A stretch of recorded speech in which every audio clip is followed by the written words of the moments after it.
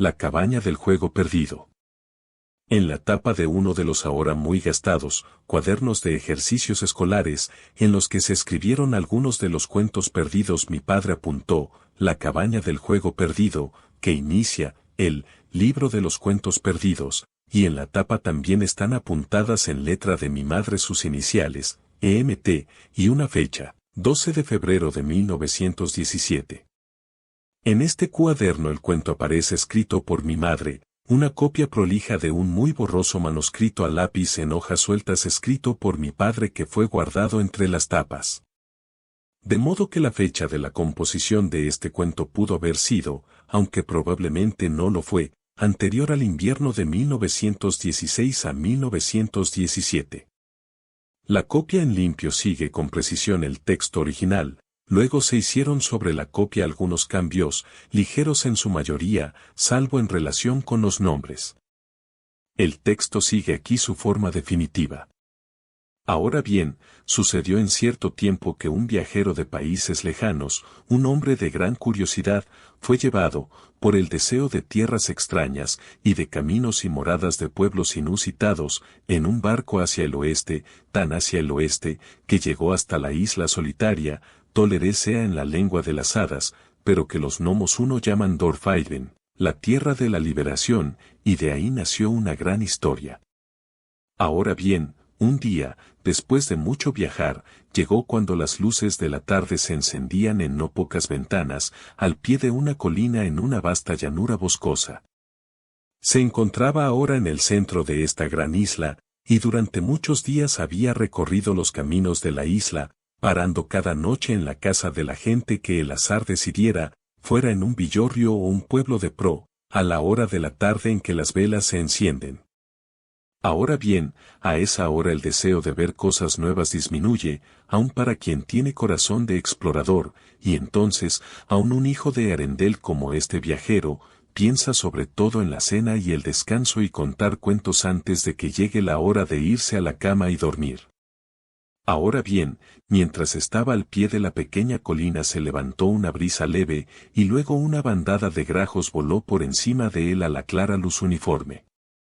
Hacía algún tiempo que el sol se había hundido más allá de las ramas de los olmos que se extendían por la llanura hasta donde la vista podía alcanzar, y hacía algún tiempo que el oro tardío se había desvanecido entre las hojas, deslizándose por los claros umbrosos para dormir bajo las raíces y soñar hasta el alba.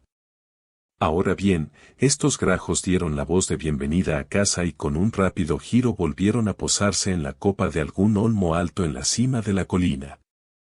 Entonces pensó Eriol, porque así lo llamó después la gente de la isla, y el nombre significa, el que sueña solo, pero cuáles fueron sus anteriores nombres no se cuenta en ningún sitio, la hora del descanso está cerca, y aunque no sé ni siquiera el nombre de este pueblo aparentemente honesto en la cumbre de la pequeña colina, buscaré reposo y alojamiento y no seguiré adelante hasta la mañana, ni siquiera entonces seguiré adelante quizá, porque el lugar parece apacible y el sabor de la brisa es bueno. Para mí tiene el aspecto de guardar muchos secretos de antaño y cosas maravillosas y hermosas entre sus tesoros y lugares nobles y también en los corazones de los que viven dentro de los muros. Ahora bien, Eriol venía desde el sur y por delante de él se extendía un camino recto bordeado por un alto muro de piedra gris sobre el que había muchas flores y grandes tejos oscuros en algunos sitios. A través de ellos, mientras subía por el camino, vio brillar las primeras estrellas, como lo cantó después en un canto que le dedicó a esa bella ciudad. Ahora bien, se encontraba en la cima de la colina entre las casas y dando un paso quizá casual inició el descenso por un sendero serpenteante, hasta que habiendo bajado un poco por la ladera occidental de la colina, una minúscula vivienda atrajo su mirada, las cortinas de las ventanas dejaban filtrar una luz cálida y deliciosa, como de corazones contentos. Entonces tuvo nostalgia de amable compañía, y el deseo del viaje murió en él, e impulsado por un gran anhelo se acercó a la puerta de la cabaña, y llamó y le preguntó a alguien que acudió y abrió, cuál podría ser el nombre de esta casa y quién vivía en ella. Y le dijeron que era Marvan Guatialieva, o la cabaña del juego perdido, y el nombre le causó gran asombro.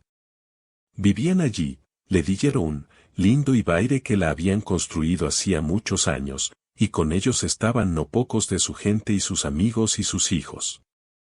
Y eso le causó más asombro todavía al ver el tamaño de la casa, pero el que le había abierto, leyendo lo que Eriol pensaba, le dijo, pequeña es la vivienda, pero más pequeños aún son los que moran aquí, porque el que entre en ella ha de ser en verdad pequeño, o por propia buena voluntad volverse pequeño al pisar el umbral.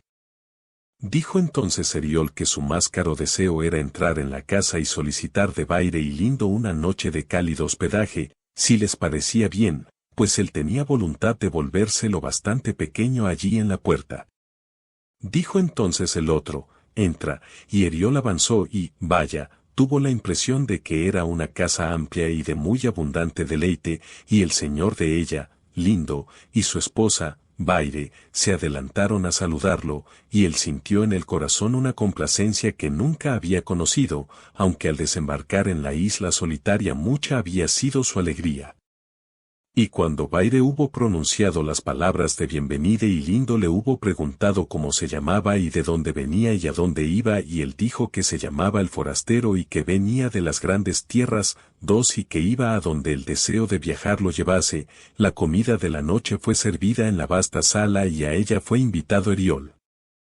Ahora bien, en esta sala, a pesar de que era el tiempo del estío, habían sido encendidas 3 grandes fogatas, una en el extremo lejano del recinto y una a cada lado de la mesa, y a excepción de la luz de estas fogatas, todo estaba en cálida penumbra cuando Eriol entró.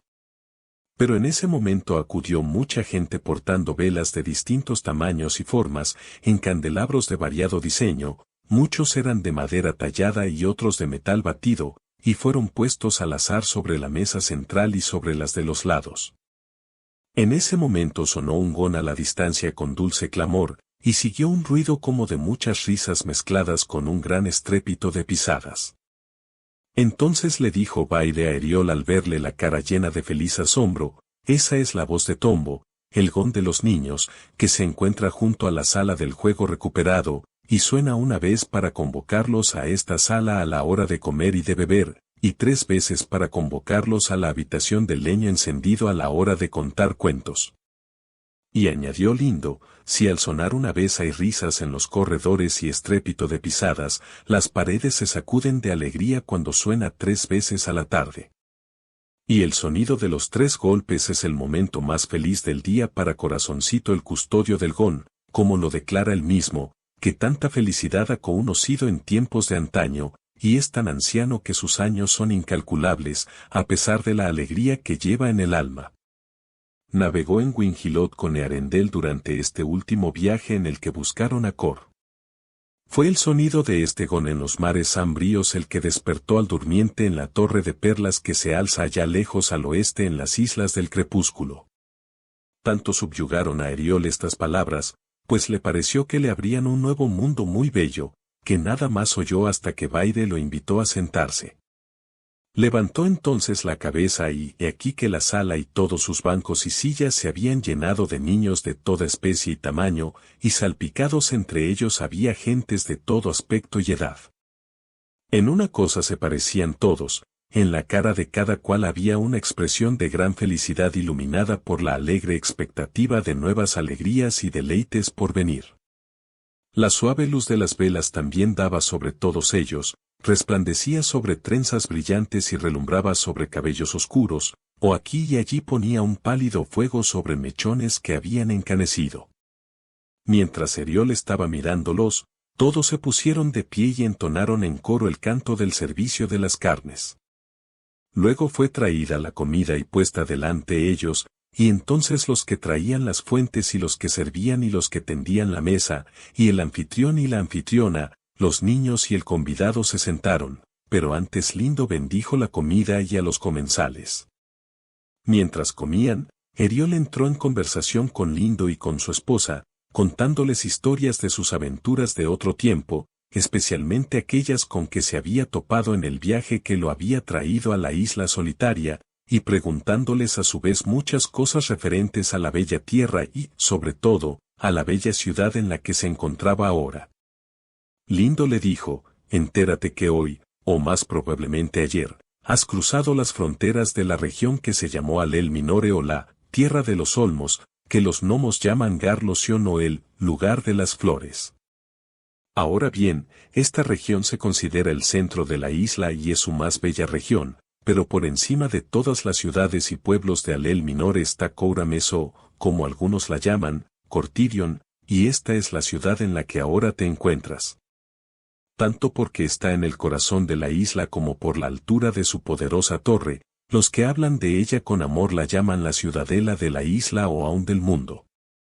No solo por este gran amor, toda la isla acude aquí en busca de sabiduría y dirección, de cantos y de la ciencia de la tierra, y aquí en un gran Courin de Olmos vive Meril y Turinki. Ahora bien, un Courin es un muro circular, ya sea de piedra, de espinos o aún de árboles, que rodea un prado verde. Meril lleva la sangre de Imbe, al que los gnomos llaman Invitiel, el que fue rey de todos los El. Dar cuando habitaban Cor.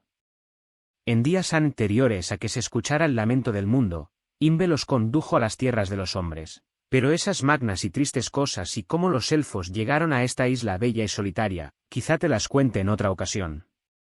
Pero al cabo de muchos días, Ingil, hijo de Imbe, viendo que este lugar era muy hermoso, descansó aquí y reunió al Dide a la mayoría de los más sabios y los más hermosos, de los más alegres y los más bondadosos de todos los Eldar. Tres aquí entre esos muchos llegaron mi padre Valve, que fue con Noldorin al encuentro de los gnomos, y el padre de Baire, mi esposa, Tulcastor.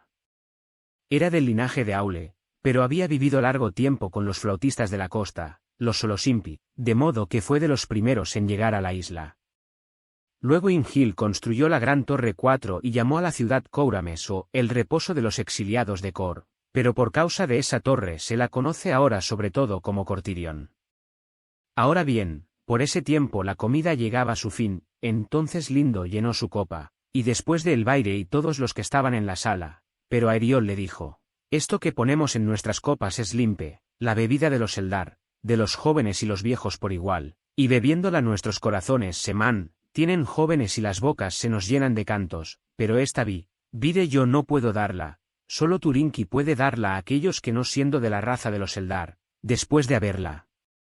bebido se quedan a vivir para siempre con los Eldar de la isla hasta que llegue la hora de partir en busca de las familias perdidas. Luego llenó la copa de Eriol, pero la llenó con el vino dorado de los antiguos toneles de los gnomos, y luego se puso de pie y brindó, por la partida y el reencendido del sol mágico. Luego sonó el gong de los niños 3 veces, y un alegre estrépito se elevó en la sala, y algunos abrieron grandes puertas de roble de par en un extremo, aquel en que no había hogar. Entonces muchos cogieron las velas que estaban colocadas en pies de madera y las sostuvieron en alto mientras otros reían y charlaban, pero todos abrieron un sendero en medio del gentío por el que avanzaron Lindo y Baire y Eriol, y cuando estos cruzaron las puertas, la multitud los siguió. Eriol vio entonces que se encontraban en un corto y amplio corredor, y la parte superior de los muros estaba cubierta de tapices, y esos tapices ilustraban historias que él no conocía en ese tiempo. Sobre los tapices parecía ver pinturas, pero no podía verlas a causa de las sombras, pues los portadores de velas venían detrás, y delante de él la única luz procedía de una puerta abierta por la que se filtraba un resplandor rojo, como de una gran hoguera. Ese, dijo Baire, es el hogar de los cuentos que arde en la sala de los leños, arde allí durante todo el año, porque es un fuego mágico que ayuda al hombre a contar cuentos, pero allí vamos ahora. Y Eriol dijo que eso le parecía mejor que ninguna otra cosa. Entonces todos entraron riendo y conversando en el cuarto de donde venía el resplandor rojo. Era un precioso cuarto, como podía apreciarse aún a la luz de las llamas que bailaban sobre las paredes y el techo bajo, mientras que en los escondrijos y rincones había sombras profundas. Alrededor del gran hogar había muchas alfombras y cojines blandos, y un poco a un lado había un sillón profundo con brazos y patas tallados. Y era de una tal naturaleza, que Eriol sintió entonces y en todas las otras ocasiones que entró en el cuarto a la hora de contar cuentos, que cualquiera que fuera el número de gentes que allí hubiera, el cuarto daba la impresión de ser bastante espacioso, no demasiado grande, pero nunca atestado. Entonces todos se sentaron donde quisieron, viejos y jóvenes, Pero Lindo se sentó en el sillón y Baire sobre un cojín a sus pies, y Eriol, regocijado junto al rojo resplandor aunque era verano, se tendió cerca del hogar. Dijo entonces Lindo, ¿de qué tratarán los cuentos esta noche? De las grandes tierras y de las moradas de los hombres, de los Valar y Valinor, del oeste y sus misterios, del este y su gloria, del sur y sus descampados nunca recorridos, del norte y su poder y su fuerza, o de esta isla y su gente, o de los antiguos días de Cor donde vivió otrora nuestro pueblo. Porque esta noche tenemos con nosotros a un huésped, un hombre de vastos y excelentes viajes, un hijo de Arendel, según creo. Tratarán de viajes, de exploraciones navieras, de los vientos y el mar. 5. Pero a esta pregunta algunos respondieron una cosa y otros otra, hasta que Eriol dijo, os lo ruego, si los demás están de acuerdo, por esta vez contadme acerca de esta isla, y de toda esta isla, y sobre todo acerca de esta buena casa y sus bellos moradores, doncellas y muchachos, porque de todas las casas esta me parece la más encantadora y de todos los habitantes, estos los más dulces que haya contemplado. Dijo Baire entonces, sabe, pues, que antiguamente, en los días de Seisinbe, y es difícil remontarse más atrás en la historia de los elfos, había un lugar de bellos jardines en Valinor junto a un mar de plata. Ahora bien, este lugar estaba cerca de los confines del reino, pero no lejos de Cor, aunque por causa de la distancia a que se encontraba de Lindelos, el árbol del sol, había allí una luz como la del atardecer del verano, salvo solo cuando se encendían en la colina al crepúsculo las lámparas de plata, y entonces unas lucecillas blancas bailaban y se estremecían en los senderos persiguiendo motas oscuras bajo los árboles. Este era un momento de alegría para los niños, porque sobre todo a esta hora un nuevo camarada descendía por la senda llamada Olor en Malle o la senda de los sueños. Se me dijo, aunque la verdad no la conozco, que la senda llegaba por rutas desviadas hasta las moradas de los hombres, pero nunca nos aventurábamos por esas rutas cuando nosotros íbamos allí. Era una senda de márgenes profundos y setos colgantes, más allá de los cuales se erguían muchos árboles altos, donde parecía habitar un susurro perpetuo, pero no rara vez enormes luciérnagas revoloteaban por los bordes herbosos. Ahora bien, en este lugar de jardines un alto portón enrejado que brillaba dorado en el crepúsculo daba a la senda de los sueños, y desde allí partían muchos caminos serpenteantes formados por altos setos de boy hasta el más bello de todos los jardines, y en medio de ese jardín se levantaba una cabaña blanca. De qué estaba hecha o cuándo se habría construido nadie lo sabía ni lo sabe ahora, pero se me dijo que brillaba con una luz pálida, como de perlas, y que el techo era de paja, pero que esas pajas eran de oro. Ahora bien, a un costado de la cabaña había un matorral de lilas blancas, y en el otro extremo un poderoso tejo con cuyos vástagos los niños construían arcos o por cuyas ramas trepaban al techo. Pero todo pájaro que alguna vez cantó, acudía a las lilas y cantaba dulcemente. Ahora bien, las paredes de la cabaña se inclinaban por la edad, y los múltiples ventanucos eran de un enrejado retorcido en las formas más extrañas. Nadie, se decía, vivía en la cabaña, que estaba sin embargo guardada en secreto y con celo por los elfos, para que ningún daño le ocurriera, y los niños que jugaban allí libremente no sabían que hubiera alguna guardia. Esta era la cabaña de los niños o del juego del sueño, y no del juego perdido, como se cantó erróneamente entre los hombres, porque ningún juego se había perdido entonces, y aquí y ahora, está la cabaña del juego perdido. Estos también eran los primeros niños, los niños de los padres de los hombres que aquí vinieron, y por lastima los elfos intentaron guiar a todos los que venían por esa senda hasta la cabaña y el jardín, temiendo que los extraviados llegaran a Cor y se enamoraran de la gloria de Valinor, porque entonces se quedarían allí para siempre y los padres se hundirían en un profundo dolor o errarían siempre en vano convirtiéndose en desarraigados y salvajes entre los hijos de los hombres. Más aún, a algunos que llegaban al borde de los acantilados de Eldemar y allí se demoraban deslumbrados por las bellas carecoules y los peces de múltiples colores, los estanques azules y la espuma de plata, los conducían a la cabaña seduciéndolos gentilmente con el perfume de las flores. Sin embargo, aún así había algunos que oían en aquella playa las dulces flautas de los Olosimpia a lo lejos, y que no jugaban con los otros niños, sino que asomados a las ventanas más altas miraban esforzándose por tener atisbos del mar y las costas mágicas más allá de las sombras de los árboles. Ahora bien, en su mayoría, los niños no entraban con frecuencia en la casa, sino que bailaban y jugaban en el jardín, recogiendo flores y persiguiendo a las abejas doradas y a las mariposas de alas de encaje puestas allí por los elfos para su alegría. Y muchos niños se hicieron allí camaradas, que después se encontraron y se amaron en las tierras de los hombres, pero de tales cosas quizá los hombres sepan más de lo que yo pueda decirte. Había allí, sin embargo, como te he dicho, quienes oían las flautas de los Olosimpia a lo lejos, otros que, alejándose del jardín una vez más, llegaban a escuchar el canto de los Teleli en la colina, y aun algunos que, después de llegar a Kor, regresaban a su casa, con la mente y el corazón maravillados. De los neblinosos recuerdos de estos niños, de sus narraciones inconclusas y de sus fragmentos de canción nacieron muchas leyendas extrañas que deleitaron a los hombres por largo tiempo y quizá los deleitan todavía, porque de ellos surgieron los poetas de las grandes tierras 7. Ahora bien, cuando las hadas abandonaron Kor, esa senda fue bloqueada para siempre con grandes rocas infranqueables, de modo que la cabaña permanece vacía y el jardín desnudo hasta el día de hoy, y así permanecerá hasta mucho después de la partida, cuando, si todo va bien, los caminos desde Arvalin hasta Valinor estarán atestados por los hijos y las hijas de los hombres. Pero al ver que ningún niño iba ya allí en busca de gozo y deleite, el dolor y la opacidad se difundieron entre ellos, y los hombres casi dejaron de creer en la belleza de los elfos y la gloria de los Valar o de pensar en ellas, hasta que uno llegó de las grandes tierras y nos rogó dar alivio a la oscuridad. Ahora bien, no hay camino seguro para los niños desde las grandes tierras hasta aquí, pero Merili Turin, que haciéndose eco de su propia benignidad designó a Lindo, mi esposo, para trazar algún buen plan.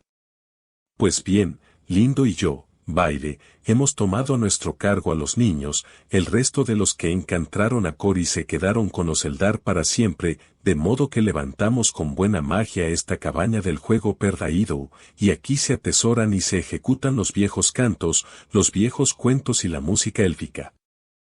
De vez en cuando nuestros niños parten otra vez en busca de las grandes tierras, y acuden junto a los niños solitarios y les susurran al atardecer cuando van a acostarse temprano a la luz de la noche y de las velas, o consuelan a los que lloran. Algunos, me han dicho, escuchan las quejas de los que han sido castigados o reprendidos, y escuchan sus cuentos y fingen ponerse de parte de ellos, y este me parece a mí un raro y feliz servicio. No obstante, no todos los que enviamos fuera regresan, y esto es una gran pesadumbre para nosotros, pues no es por menudo amor que los elfos se hacen cargo de los hijos venidos de Kor, sino más bien por consideración a los hogares de los hombres. Sin embargo, en las grandes tierras, como bien lo sabes, hay hermosos lugares y adorables regiones de gran seducción, por lo que solo obedeciendo a una gran necesidad arriesgamos a alguno de los niños que están con nosotros. Sin embargo, la gran mayoría regresa y nos cuentan muchas historias y muchas cosas tristes de sus viajes, y ahora te he dicho casi todo cuanto hay por decir de la cabaña del juego perdido. Dijo Eriol entonces, pues son estas tristes noticias, aunque no obstante, es bueno escucharlas, y me recuerda ciertas palabras que mi padre me dijo en mi temprana infancia. Había una vieja tradición entre los de nuestro linaje, dijo, según la cual uno de los padres de nuestro padre habría hablado de una hermosa casa y unos jardines mágicos, de una ciudad maravillosa, y de una música bella y nostálgica, y estas cosas dijo que las había visto y escuchado de niño, aunque no cómo y dónde. Ahora bien, toda su vida fue un hombre inquieto, como si tuviera dentro de sí un anhelo expresado a medias de cosas desconocidas, y se dice que murió entre las rocas de una costa solitaria una noche de tormenta, y además que la mayoría de sus hijos y los hijos de estos también han sido gente inquieta, y según creo, ahora sé la verdad del asunto. Y Baire dijo que era probable que unos de los del linaje de Eriol hubiera encontrado las rocas de Eldemar en aquellos días.